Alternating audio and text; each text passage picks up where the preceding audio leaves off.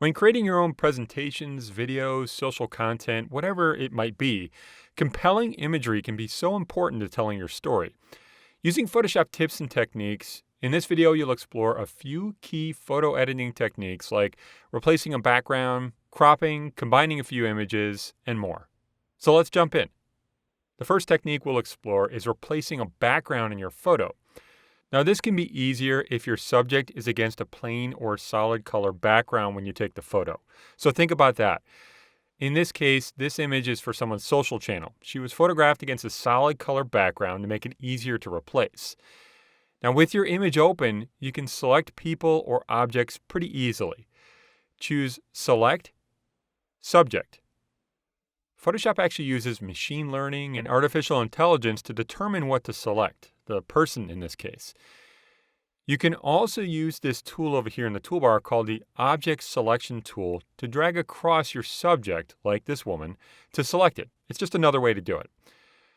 With the subject selected, you may notice it did a pretty good job, but you might need to fix the selection, like her earrings. Now, to do that, you can enter the Select and Mask workspace to refine it. So choose Select, Select and Mask. In this workspace, you can refine your selection using a few tools. First, drag the slider here to show more or less of the area to be masked or hidden. That means the area outside of the selection. Using the Quick Selection tool over here in the toolbar, you can add to or remove from the selection. So I'll zoom in a little bit using pinch zoom on my laptop here. The earrings need to be selected. So with this tool selected, you can make the brush bigger if you need by changing the size up here. Then you can drag across the area that you want to add to the selection. There. Now the blue in the background needs to be removed from the selection. So you can press Alt or Option and drag to remove those areas. Now the selection looks pretty good, but you can get a better idea of how it looks by choosing something like black and white from Preview over here. Not bad. And then you can go back to onion skin or something else. Now there's a bit of blue showing through the hair here. So using the tool over here called Refine Edge Brush, you can quickly refine the selection further. The idea is to brush over soft areas like hair or fur to add fine details to the selection. There. Now there are so many features in this workspace to help you make better selections, but for this image there's only one more step we need. To ensure that the edges don't have a blue reflection from the background, scroll down in the panel over here and click the arrow here to open the output settings so you can see decontaminate colors. Turn this option on and drag the slider to around 60% or so to see the difference. You can adjust it as you see fit. It's replacing the color fringes around the edges with color of fully selected pixels nearby. That looks pretty good. Now you can choose to output in a number of formats. In this case, choose New Layer with Layer Mask. That way it'll mask or hide the content outside of the selection. And it'll create a mask that you can see out there in the Layers panel. Click OK. And you can see that the image is now separated from the background by a mask. The mask is just hiding the content that was in the background. You can see it over here in the Layers panel. You can now leave the image cut out for transparency in an image, or maybe even add another image behind, or even add a color background. Let's add a solid color or even a gradient background out here. To add a solid color, click the fill layer icon and choose either solid color or gradient background. I'll try solid color. You can then pick a color. You can even use the eyedropper here if you move your pointer out and sample from the image. Granted, it's a little tough right now because this new layer with color is on top of the image. So click OK, and you can always drag the color layer below the image layer in the Layers panel like this.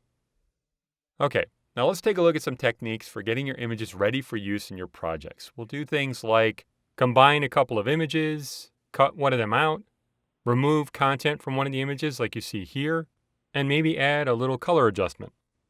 So I've got an image open here and I want to liven it up for a presentation I have. I want to crop it or cut it.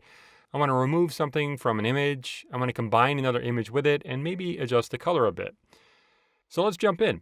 It's easy to combine images in Photoshop. With an image open, you can add as many as you need. Choose File, Place Embedded. Find the image or images you want and you can open them. Now when they're in place, you can adjust the size and the position, but don't make it too much bigger or it may become pixelated and look bad. When you think it looks good, press Return or Enter and you can now work on them. To arrange the images, so in this case the chalkboard is behind, unlock your background layer here by clicking the lock, that way you can move it and do things to it, and drag this image layer under. Okay, now to mask behind the woman here. I showed you how to do that previously in the video, so it'll be good practice for you. I'll just run through it. I'll select her.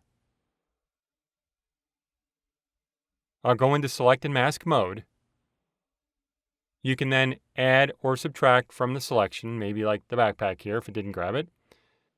I might decontaminate the colors over here and make sure that I'm outputting to a layer with a mask. I'll click OK. There. Now you can position your layers with the Move tool by dragging them where you want them. Now we need to crop or cut the image to the right size, and we can use the Crop tool to do that. So select the Crop tool, and before cropping, you can actually set a size up here. So if you're doing this for a social media site, you can get the dimensions, the width and height, and type them in up here. Choose Width by Height by Resolution first. Then in these first two fields, you can type your width and height in, and also type the resolution here. Usually it's going to be 72 ppi for web. Press Return. You have to do that a few times, and there it is, the correct size. Now, as a side note, I usually save a copy of the file that's the original size, and I also work with smart objects, but that's for another time. Okay, now to remove the content from a photo like this here. Select this layer so we tell Photoshop what we want to affect. And we're going to start by making a selection of it. So with the Object Selection tool selected, drag across this part. Now, in order for this to work, the layer that you're working on needs to be a background layer. So to do that, choose Layer, New, Background from Layer. Now we'll let Photoshop fill it in with the surrounding area using Content Aware Fill. So choose Edit, Content Aware Fill. In here, Photoshop shows you what it's attempting to do over here. Here's what I usually do. See the dark part here, this shadow? We don't want that. So we can add it to the selection. The selection you see here is what you don't want. So select the lasso tool in the toolbar and drag around the area you might want to replace. I usually make it a bit outside of this area as well. There. Now the green color over here is what Photoshop can copy or sample from. We only wanted sampling from the chalkboard and the table, so we can tell it not to sample from the book on the table, for instance. So select the Sampling Brush tool, and I'll paint in the areas that I don't want it to copy from, since it's only copying from the one layer. That looks pretty good. Click OK, and you've got your image. One last thing we can do here is to add a color adjustment if you want to try and tie the images together. Now you can use things like levels, brightness, contrast, curves, things like that to actually adjust the color of the images. But you can also apply a look to your images using Color Lookup in the Adjustments panel. Try choosing one of these looks to change your image.